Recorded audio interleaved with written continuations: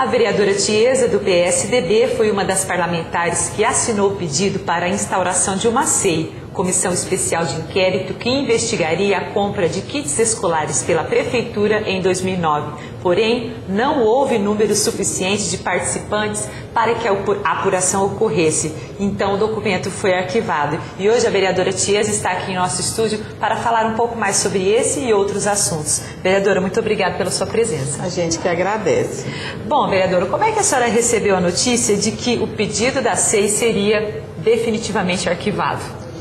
Eu fiquei bastante surpresa, porque eu não imaginava que nós não fôssemos conseguir consolidar esta comissão. Aliás, esta comissão é uma segurança para o prefeito, para ele poder, se nada ele deve, ficar muito claro para a comunidade, ou até as razões pelas quais os preços que nós já vimos no relatório do Tribunal de Contas estavam aumentados. Alguma razão tem para por que comprou, poderia comprar por isso e comprou por aquilo.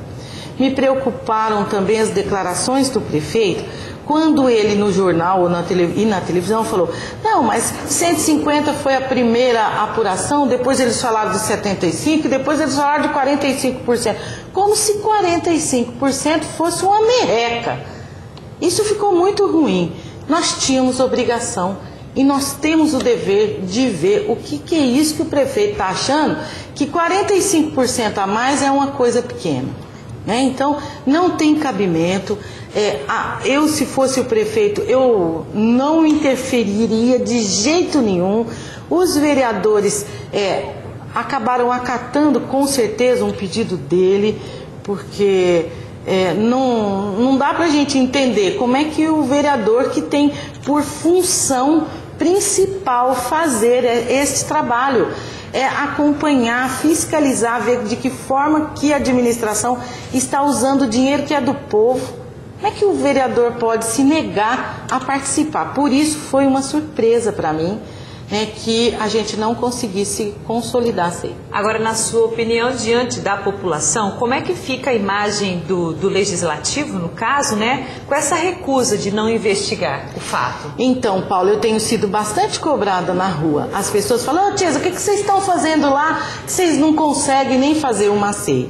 É preciso que a comunidade também entenda que todos os atos nossos aqui dentro, eles são orientados por uma lei, por um regimento. E no regimento interno da Câmara está assim descrito. Então a gente não pode formar uma comissão do jeito que a gente quer.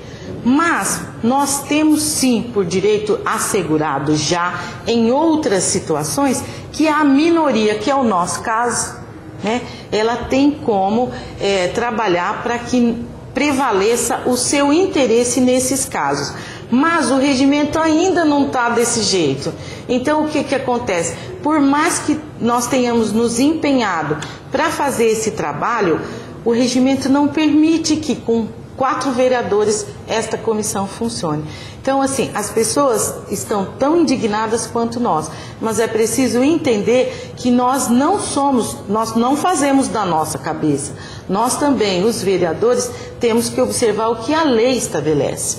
Então, é isso, ficou ruim a gente não ter conseguido montar assim, mas não foi por nosso desejo. Mesmo que ainda prevendo essa repercussão negativa, vamos colocar assim, por que a senhora acha que os outros colegas se recusaram a compor a SEI, a fazer a investigação? É muito difícil arriscar as razões pelas quais eles não assinaram a SEI. Eu vou aqui reproduzir aquilo que todo mundo está comentando, que foi um pedido do prefeito para que os vereadores se posicionassem a não assinar, a não participar. Aliás, só teve o vereador Nava, logo já se dispôs a integrar como suplente a SEI. Até mandou um documento por escrito à presidência. Houveram algumas críticas, falaram, eles fizeram na calada da noite. Mas qualquer vereador tem o direito de fazer isso a hora que quiser. Ele não precisa sair contando aos 4 ventos o que vai fazer. logo que nós tomamos conhecimento pelo jornal, logo que eu vi, eu já sabia do relatório do tribunal, vi a denúncia no jornal e aí já eu fui impelida a falar na hora, gente, nós temos que fazer alguma coisa. E assim conversei com a vereadora Edna e a gente acabou conversando sim entre nós e foi o que surgiu. Era necessário 4, alguém que fosse o autor do requerimento e mais 3. Nós já tínhamos esse número, demos prosseguimento. E aí a gente imaginou que tranquilamente nós teríamos a participação de mais 2, mas não aconteceu assim. Vereadora Tiesa, na sua última participação aqui mesmo no Jornal da Câmara, a senhora se queixou com relação à rejeição dos seus requerimentos, dos requerimentos que a senhora apresenta pelo plenário. E isso voltou a ocorrer quando a senhora cobrou, se não me engano, na semana passada, dados da Prefeitura sobre a precariedade da malha asfáltica da cidade. Como é que a senhora viu isso? Asfalto se faz com emulsão, com pedra, com brita. Então, por que não está fazendo o asfalto? Então, quanto está se comprando? Está comprando? Não está comprando? É isso que eu queria, a resposta do prefeito, até para a gente poder responder para as pessoas. Porque quando a gente anda na rua, nós somos cobrados. Ah, e o asfalto da minha casa, isso. Falei, não, vamos ver por que não está sendo feito. E foi rejeitado. Como eu já estou ficando até assim meio escaldada, eu estou com medo de apresentar. Medo não, porque a gente não tem isso. Mas assim, falo, puxa vida, vai apresentar requerimento, vai ser esse desgaste. Mas eu não tenho dúvida que cada vez que eles rejeitam um requerimento meu, quem cresce na avaliação da população sou eu. E quem perde são eles. Porque está todo mundo vendo que a gente está trabalhando, que a gente está na rua, que nós estamos nos inteirando, nós estamos tentando ajudar a administração a superar suas principais dificuldades, mas não estamos sendo reconhecidos. Mas as pessoas veem isso e é muito triste. Cada vez que um requerimento meu é rejeitado, eu fico mesmo muito indignada, muito decepcionada. A senhora considera uma perseguição política? É muito evidente, sabe? É evidente. Eu não posso afirmar porque ninguém declara isso por escrito, mas fica muito evidente. Então eu me sinto mesmo assim, bastante desprestigiada pela administração, mas eu sei que é porque eles sabem que eu trabalho bastante.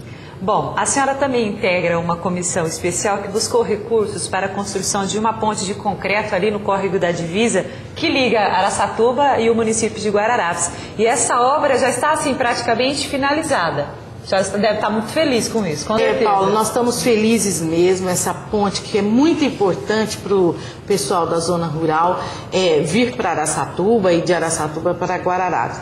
E o que mais me encantou na notícia dessa ponte é que por mais que as pessoas da prefeitura, vereadores, queiram fazer confusão na cabeça da população de que o governo do estado não manda dinheiro para Araçatuba, isso aí é mais uma prova de que o governo de São Paulo, que é do PSDB, não discrimina prefeitura de partido nenhum. Aliás, quem age muito em cima de partido é o PT.